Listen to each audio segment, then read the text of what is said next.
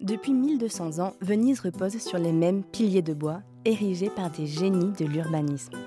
Ce dont on ne s'aperçoit pas quand on visite la ville, en fait, c'est toute la technicité qu'il y a sous le sol, sous nos pieds, sous le sol de Venise. Une prouesse qui a permis de transformer une lagune inhospitalière en l'une des cités les plus florissantes du Moyen-Âge, mais qui est aujourd'hui menacée.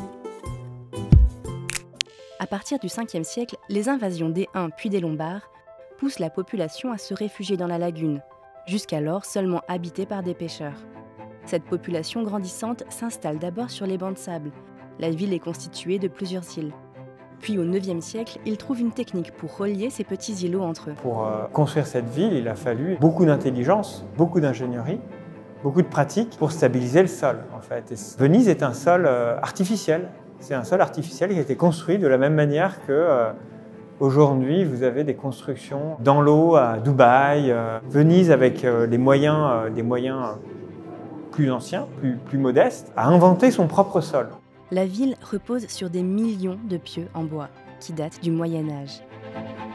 On peut imaginer que le bois pourrit et disparaît. Eh bien non, en fait, il y a un système naturel qui fait que ce bois se fossilise, en fait, devient extrêmement dur au fur et à mesure du temps. Et du coup, ces pieux de bois qui sont enfoncés dans le sol de la lagune, recouverts par de la terre, par de la brique, par de la pierre, par différentes couches de matériaux, ça a vraiment permis une stabilisation, une forme de fossilisation du sol pour créer aujourd'hui la Venise qu'on connaît. Composer avec son écosystème, le rendre habitable pour l'homme tout en le préservant, c'est le combat permanent de cette ville sur l'eau. Venise, c'est une ville sur l'eau, mais sans eau potable. Donc il a fallu aussi trouver des techniques pour avoir de l'eau potable, sans avoir à la ramener de la terra firma, c'est-à-dire effectivement du continent. Donc des systèmes de puits ont été mis en place, justement, qui permettaient de filtrer l'eau de la pluie et de la stocker effectivement dans des réserves. Donc petit à petit, c'est mis en place une économie complexe, à la fois de la construction, de la gestion des ressources, de l'échange avec la terre ferme, parce que bien sûr, Venise ne peut pas vivre en autarcie. Et c'est toute cette intelligence technique, sociale, économique qui a permis à cette ville d'exister, jusqu'à devenir effectivement une des capitales mondiales les plus importantes.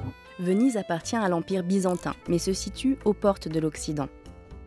Ce qui fait de ce territoire une plaque tournante du commerce maritime. Doté d'une flotte considérable, c'est aussi une puissance guerrière. Deux aspects qui ont fait la richesse de ses 100 000 habitants. Ces richesses ont permis de développer encore les techniques de construction. Pour bâtir des palais plus hauts, plus somptueux, l'architecture s'est adaptée. En créant par exemple de grandes ouvertures dans les façades, pour alléger le poids qui repose sur les pieux de bois. Cette architecture unique est aujourd'hui victime de son succès. 30 millions de touristes visitent Venise chaque année. Les bateaux à moteur et les paquebots de croisière polluent les eaux de sa lagune. Autre problème, le réchauffement climatique menace de fragiliser l'écosystème de Venise, que les Vénitiens ont mis des siècles à maîtriser. La montée des eaux pourrait bouleverser la structure des bâtiments.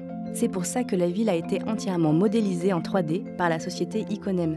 Et le fait d'en faire un modèle numérique, ça permet d'évaluer ces menaces, ça permet de diagnostiquer déjà l'impact d'une aqua alta par exemple sur les façades des monuments, ça permet de mesurer le niveau d'érosion en fait que l'eau ou le sel va produire effectivement sur ces édifices. Ce modèle numérique a également servi de base à une création artistique, Venise Atlantide, qui immerge la ville dans les eaux.